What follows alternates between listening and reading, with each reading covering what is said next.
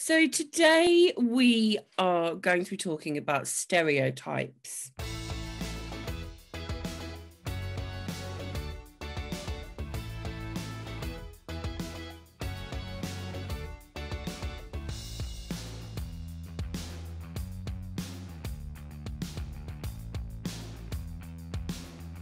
So today we are going to be talking about stereotypes. And we're going to talk a little bit about how it can affect people, how it might have affected us, but also looking at stereotyping in the workplace, people you work with, and clients as well.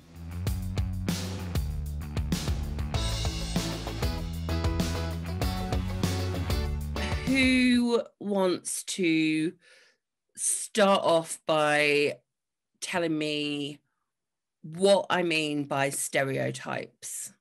Like a girl likes pink and a boy likes blue bias, yeah. Do you think that you've made stereotypes? Unconscious bio. Oh, Siri thinks that I was talking to them. Have you ever had that kind of unconscious bias where you've thought something about someone because, what you're brought up to think? Have you ever had those thoughts about someone where you thought, oh, they like this or they're that, based on their appearance or background? Yeah.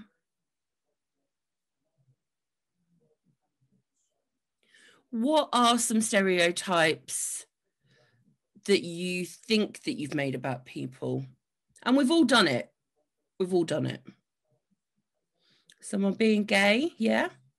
I mean, I would say definitely in the past, men in hairdressing, boys with longer hair, yeah, you may have thought that. People on the dole do not want to work, yeah. Bullies, yeah.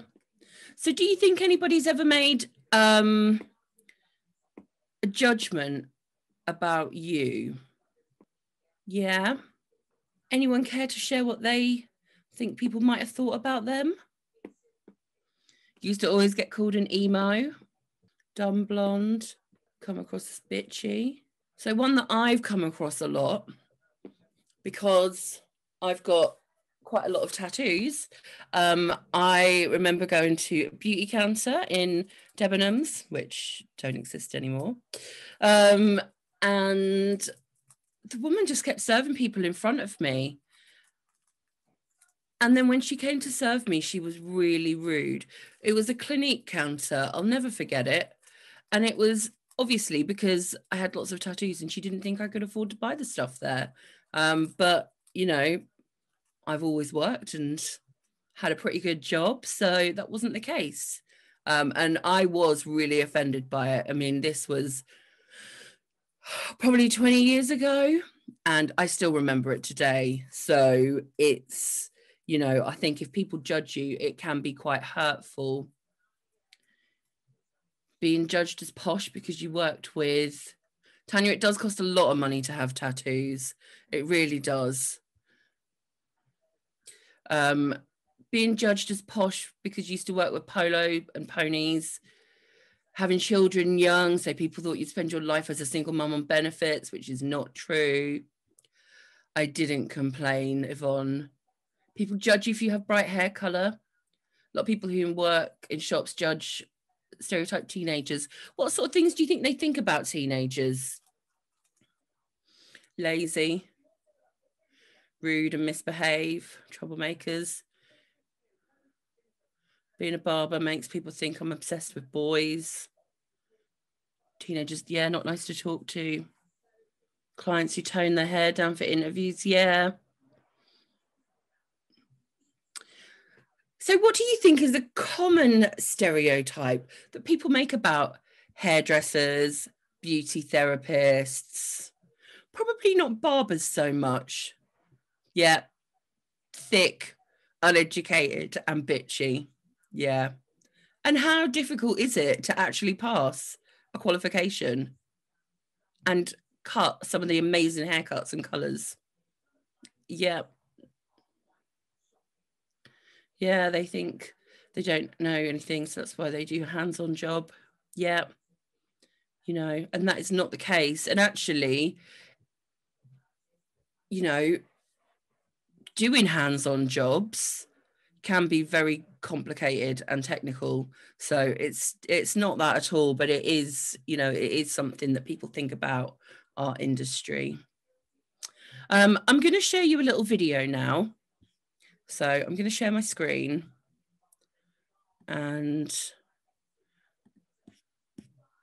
hopefully this will work. So I'd like you to watch it. If somebody, Charlotte, if you could just send me a text message to let me know you can hear it, because I can't always see chats when the video is up. I would describe my political views as the new right. I say that I'm left.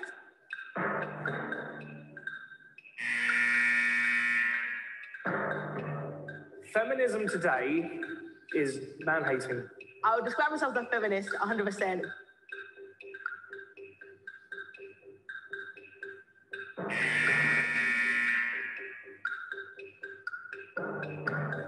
I don't believe that climate change exists. We're not taking enough action on climate change. I think it's about time these people got off their high horse and started looking for credible problems that actually exist. It's absolutely critical that trans people have their own voice. That's not right. You can't, you know, you're a man, be a man, or you're a female, be a female. Women do need to remember that we need you to have our children. Could I be friends with someone that said the women's place is in the home? Right, okay, well, I'm an expert at flat packs. If you have any trouble, just watch me. So it's that I've got your instructions here. I think so. Let me help you. It's just that bit there.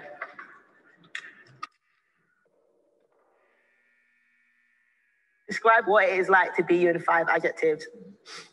Okay. Frustrating. Dedicated. Opinionated. Lucky. Ambitious. Offensive. Solemn. I have ups and downs. Strong. I want to say attacked. Misunderstood. Name 3 things you and I have in common. We're both male, we're both confident, and we're both loudly spoken. We know each other better than people who've known each other for 10 minutes should. You seem quite ambitious and positive, and you've got this really, got a glow. Do you know what I'm saying? Your aura's pretty cool. I'm sensing, are you former military or something? People have said that, but there is no history. So are you then ex-military? Yeah. If you're ex-military, I'm very proud of you already. Well, So I grew up in a bit of a rough state. I've experienced homelessness. I've known what it's like to have absolutely nothing. Yeah. So yeah, I'm definitely most grateful just for life. We've only just met, but I think you're the sort of person that would listen to me and we'd have a discussion rather than argue. Yeah, you could hang out with, man. let's go. Chance. Goodness sake. You're right, mate. Fitter than I look. Perfect. Oh, yeah. There you go. Basically, I think we just built a bar. Yeah. Okay. Yeah. Each take a bottle and place it on its corresponding markings on the bar. Attention, please now stand to watch a short film. Feminism today is definitely an excuse for misandry, man-hating. If somebody said to me that climate change is destroying the world, then I'd say that is total piffle. So transgender, it is very odd. We're not set up to understand or see things like that. I am a daughter, a wife. I am transgender. I feel like the battle for feminism definitely isn't done. The fight is never going to be over, if I'm honest with you. You now have a choice. You may go, or you can stay and discuss your differences over a beer.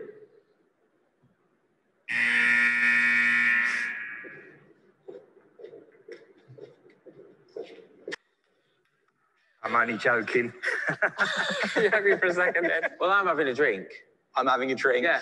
I want to discuss. Beer. Yeah, beer and discuss. Cheers. At the end of the day, mate, About I've reaching enjoyed out to working with people, you. yeah. And, you know, even if you wanted to convince people about your point, the productive thing to do would be to sit down and have a Engage, beer. engage. I've been brought up in a way where everything's black and white. But life isn't black and white. Yeah, I'm just me. Yeah. Smash the patriarchy. I'll give you my mobile number, you give me yours, and we'll keep in touch. I'd have to tell my girlfriend that I'll be texting another girl.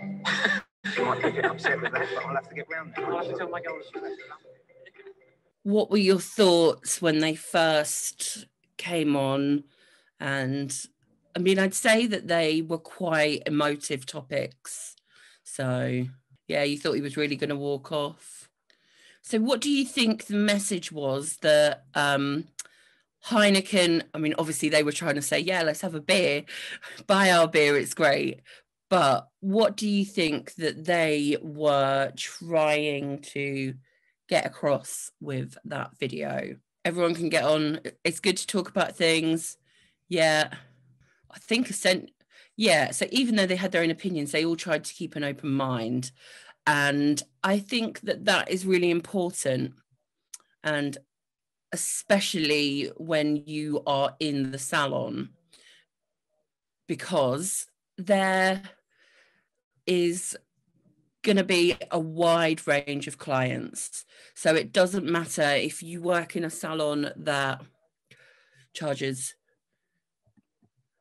£15 for a haircut, or you work in a salon that charges £100 for a haircut, or, you know, beauty, you know, your different price ranges.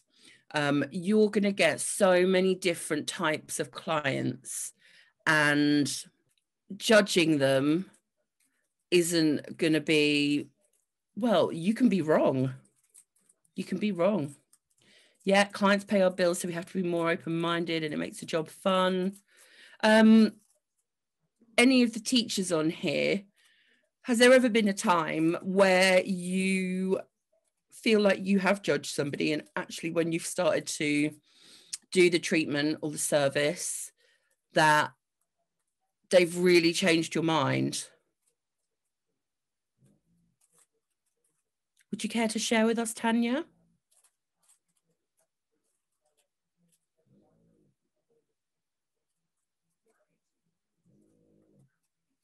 Too many? Yeah. Yeah, I mean, I would say the same. Let me try and think of a time. So when I used to work in a salon, I had this lady come in, and she didn't seem very clean, and she wanted foils and a cut, and it was obviously quite a bit of money, but you know, I had to do it. But I was a bit like, oh, who are you? What is going on? And then when it came to pay, she paid and gave me a really big tip and was lovely the whole way through. But I definitely made a judgment about her because of what she looked like when she came in. And I mean, that was when I was much younger. I still think there are things that I unknowingly judge people on, but I do try and be much more aware of things these days.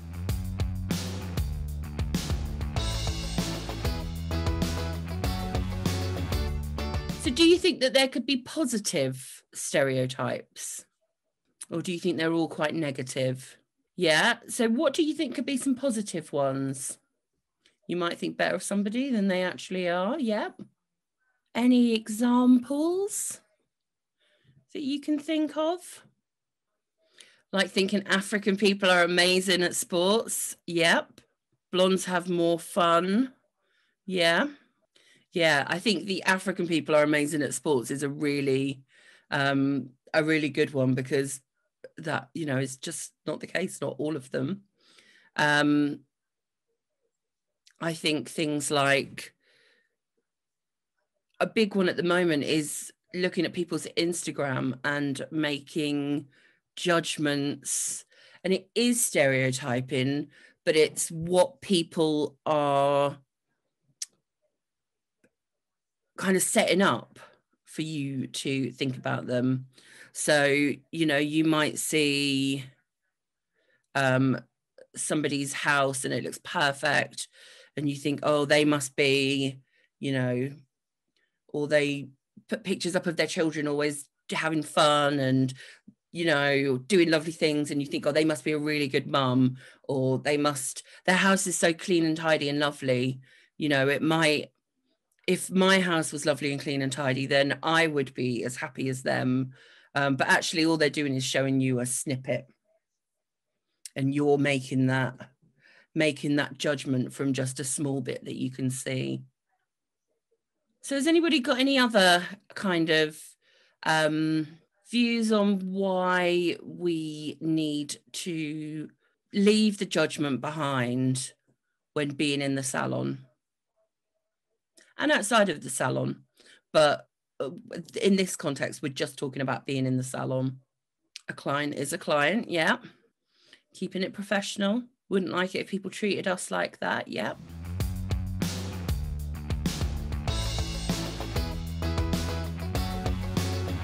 What do you think, working in the salon, are some stereotypes that you could, depending on what your salon is like, what do you think are some stereotypes that you might make about people, or what kind of groups of people? Yeah, you wouldn't want a client to feel uncomfortable. Older clients might want a subtle nude on their nails, yeah, and actually they might want full-on neon nail art. Had a client say, said by a client that they do not want the gay guy. Yeah, I mean, that's really bad. A lot of younger girls wanting highlights, yeah. Around this area, we aren't used to having many transgender clients, so when we have this, we can find it strange. She now has her hair done by the gay guy and loves it. It's often the way, isn't it? Yeah, and I mean, I think I'm thinking like, you know, some more modern salons, when you get like older ladies come in, so a bit like the nude nails, you might have an old lady come in and people are like, oh, it's an old lady, she wants an old lady haircut, but actually they want some, you know, they've come to you because they want something new and interesting, and they want to experience something different. Transgender can be difficult to understand. Why do you think that? Have a lady come in for bright purple hair. Tanya, take the floor. Do you need Hello? Hello. Yeah, we've experienced quite a few transgender clients in the salon. Yep. And I believe, this is my opinion, and I believe because of their past experiences, they can be quite challenging to deal with, because they can tend to be very self-conscious. They can tend to be that they believe they may experience some abuse. They come with preconceptions about how they'll be treated. Yeah. And very often, because they're transgender, I believe, particularly if they're young, they don't really know themselves very often how they want to look, how they want their hair, what their image is going to be, because they're in that whole transition period themselves. So I think that adds for us hairdressers an extra element of understanding. And if you drop the bias, because I've experienced it myself, you can get very frustrated and you can get very, I suppose, annoyed, because it's difficult to coax out of them what they need. But what we don't understand is they don't very often know themselves, and they're probably scared to death of being judged themselves. So they're quite defensive. Not, I wouldn't say all, but generally, coming from where they've come from, you know, they've got their own challenges before they walk in the door, and then that can put up a barrier for us and for them. And it's how you break that barrier down to get them to feel more comfortable, to let them know you understand. No, you don't understand. We could never understand, but you're open to how we can help them. And what kind of tips do you have for being able to work with not just any kind of client that is struggling to know what they want? Well, from our experience, and something we do in the salon, is just to book out extra time in consultation, because that's really where you're gonna win them over. from a sales point of view, but from an understanding of a human point of view, is to get a little bit more onto their page. And you can only do that by discussion, body language, watching how they're responding to you, and gradually coaxing that out of them, what we need to know to be supportive. When you do a consultation, do you sit down on a cutting stool or something, so you're sort of like at eye level with the client at all? We have a separate area completely for consultation. Okay. But the problem is now, Amber, you can't sit at eye level anymore. We used to. Oh yeah, of course. But you have to stand, so that adds an extra challenge, because at eye level you take away some of the barriers, because it makes it more informal. But because of COVID, you're back to standing up and over a client. Yeah, that's not helpful, is it? Okay. Well, thanks for that, Tanya. It is 9:30, so I'm going to let you all go.